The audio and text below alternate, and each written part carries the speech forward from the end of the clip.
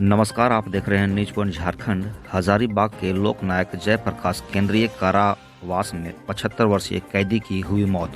बताते चले कि आज हजारीबाग के लोकनायक जयप्रकाश केंद्रीय कारावास में 75 वर्षीय कैदी शिव कुमार पुरैया की मौत हो गई। कैदी शिव कुमार हजारीबाग के शिवपुरी के रहने वाले थे। परिजनों ने बताया कि कैदी शिव कुमार पिछले 5 महीना से 420 के केस में जेल में थे। उसके बाद आज अचानक कारावास के किसी कर्मचारी के द्वारा कैदी की मृत्यु होने की खबर दी जाती है। इस संदर्भ में परिजनों ने कारावास प्रबंधक पर लापरवाही का आरोप लगाया है। साथ ही कहा है कि अगर कैदी के रूप में हमारे परिवार की तबीयत जेल में खराब थी तो इसकी सूचना कारावास प्रबंधक ने क्यों नहीं दी। घटना के संदर्भ में टेलीफोनिक के माध्यम से लोक नायक जयप्रकाश केंद्रीय कारावास के अधीक्षक कुमार चंद्रशेखर ने बताया कि शिव कुमार पिछले कुछ दिनों से बीमार चल रहे थे, जिनका इलाज कारावास के अंदर ही अस्पताल में 20 दिनों तक किया जा रहा था।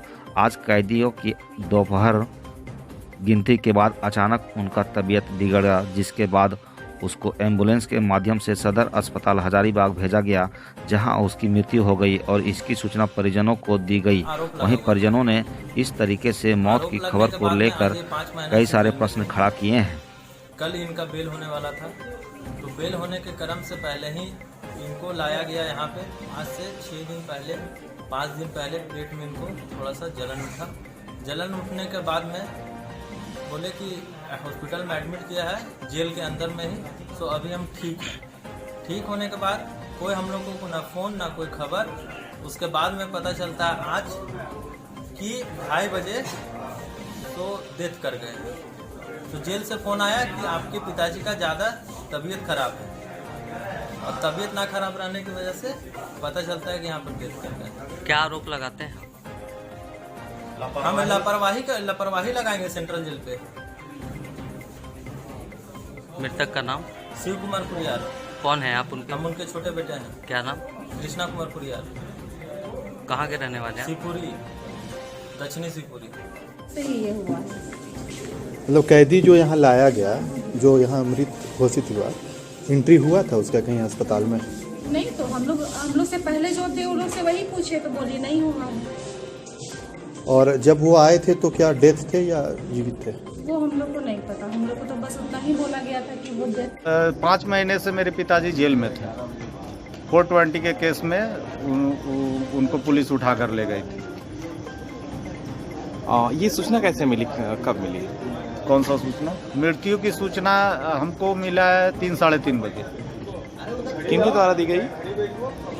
जेल से ही फोन आया था। क्या कुछ कहा गया? बोला गया कि शेख भिखारी मेडिकल कॉलेज पहुंचिए, वहाँ पर पिताजी आपके तबीयत खराब है। तो हम लोग आए यहाँ पर तो देखे कि वो मृत पड़े हुए हैं। कितने वर्ष के थे आपके पिता? 75। क्या कुछ लगता है आपको? लापरवाही है, जेल का लापरवाही है। अगर उनकी तबीयत वहाँ अगर गड़बड़ाई भी, खराब भी हुई तो इसका इन्फॉर्मेशन परिवार को दिया जाना चाहिए ना, मगर ये चीज़ दिया नहीं गया हम लोग को। मेरा नाम नंद कुमार पुरैयार हुआ। कहाँ से? शिवपुरी। कि मेरे पापा जो हैं सो मोटर व्हीकल एजेंट का काम करते थे, तो वहाँ पर किसी एक महताब नाम करके और एक वकील साहब में, दोनों में कुछ पैसा का बहसा-बहसी हुआ। ठीक है, तो जिस कारण से है सो वकील साहब है सो बार एसोसिएशन में कंप्लेन कर दिए कि मेरे साथ में ऐसा गाली गलौज किया गया है। थाना से पुलिस आई। पुलिस आने के बाद में वो है सो जब वहाँ पर महताब को बुलाया गया तो महताब है सो डर के मारे वहाँ आया नहीं। फिर उसको खोजबीन किया गया तो वो फिर आया, और आने के बाद में उससे पूछा गया कि तुम ऐसा गाली गुप्ता क्यों कर रहे हो? तो नहीं, सो हम तो बोल रहे हैं कि मैंने वो काम करवाने के लिए पैसा लिया था, 50-55 हज़ार रुपया लिया था, मगर वो पैसा वकील साहब को दे नहीं रहा था। पार्टी है सो चढ़ा हुआ था, तो वकील साहब भी परेशान। इसी बीच में दोनों में कहा सुनी हुआ और गाली गुप्ता कर दिया। उसमें वो भी गाली गुप्ता कर दिया जो महताब था, और गाली गुप्ता करने के बाद में वो है सो थाना से पुलिस आ गई। पुलिस आने के बाद में वहाँ पर है सो राजकुमार जो वहाँ बार एसोसिएशन के प्रेसिडेंट और सेक्रेटरी है, ये दोनों पहुँचे। बोले कि इन लोग सब गलत काम भी यहाँ करता है, सो एक काम कीजिए, सो इन लोग का सर्च कीजिए। तो मेरे पापा के बैग में 2 स्टाम्प था। मेडिकल जो बनता है ना, तो मेडिकल के पहले जो है सो स्टाम्प लगता है किसी डॉक्टर का, तो वो उसका स्टाम्प उनका बैग में था। तो जब सर्च किया गया तो उसमें इनका बैग में स्टाम्प पकड़ाया। उसी में इनको और मेरे पिताजी को और महताब को दोनों को थाना लेके आया गया। यहाँ पर हम लोग बहुत रिक्वेस्ट किए कि सर किसी तरह से छोड़ छाड़ दीजिए, तो बोले कि नहीं कुछ नहीं हो सकता है, मीडिया में चला गया है, ऐसे है वैसे है। उसके बाद यहाँ पर फिर सुनवाई हुआ, कुछ डेट पड़ा, सुनवाई हुआ, यहाँ से केस रिजेक्ट कर दिया गया। रिजेक्ट करने के बाद कोर्ट में चला गया केस, हाई कोर्ट में। हाई कोर्ट में केस जाने के बाद डेट पर डेट पड़ता रहा। आज फाइनल डेट मिला था और कल मेरी बात हुई है, पापा से बात हुई है, तो वो बोल रहे थे देखो वकील साहब से बात करो, सो 8 तारीख का डेट पड़ा है, सो थोड़ा सा इन्फॉर्मेशन ले लो। हम बोले ठीक है।